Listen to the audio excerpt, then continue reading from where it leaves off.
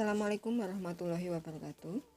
Bu Ida akan menjelaskan materi kelanjutan minggu yang lalu tentang perlawanan rakyat terhadap kekuasaan Hindia Belanda.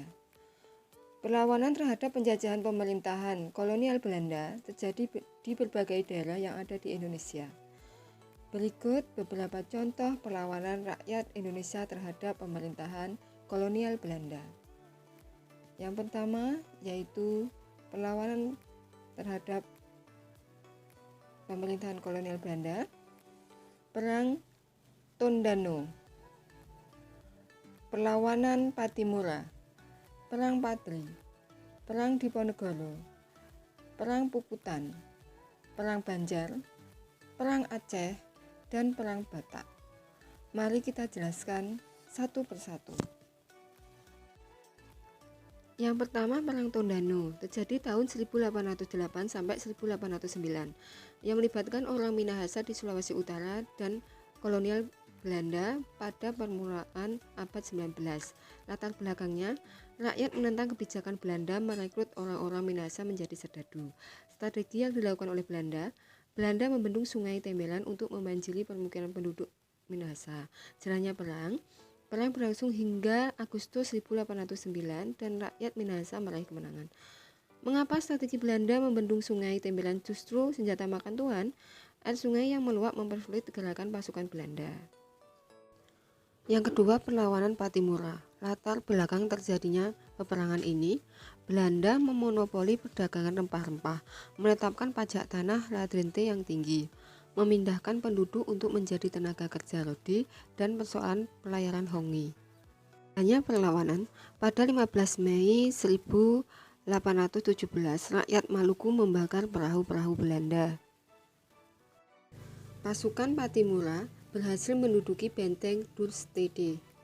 Pada Oktober 1817, Belanda mengerahkan pasukan untuk menangkap Patimura.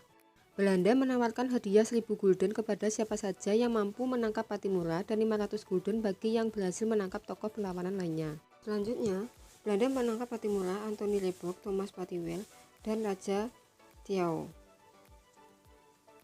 Perang Patri. Latar belakang terjadinya peperangan ini, Belanda mencampuri konflik antara kaum adat dan kaum Patri. Belanda ingin menancapkan hegemoni di wilayah Sumatera Barat. Jalannya perang. Fase 1, kemenangan berada di pihak kaum Patri. Fase 2, Belanda menawarkan perundingan damai kepada kaum Patri. Fase 3, Belanda menerapkan strategi benteng Stetsel. Pada 28 Oktober 1837, Imam Bonjol berhasil ditangkap Belanda. Mengapa pada fase 2 Belanda menawarkan perundingan damai kepada kaum Patri?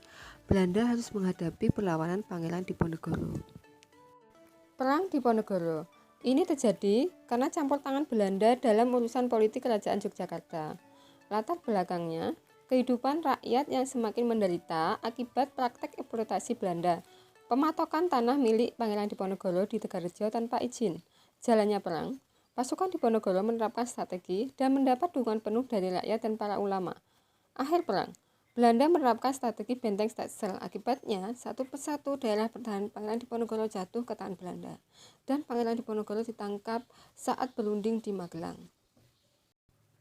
Perang Puputan ini terjadi di Bali. Latar belakang, permintaan Belanda kepada kerajaan-kerajaan di Bali untuk menghapus hak tawan karang, mengakui kekuasaan Belanda, dan memberi perlindungan kepada para pedagang Belanda. Jalannya perang, rakyat Bali di bawah pimpinan Ai Gusti Ketut Jelanti mengobarkan semangat perang Puputan.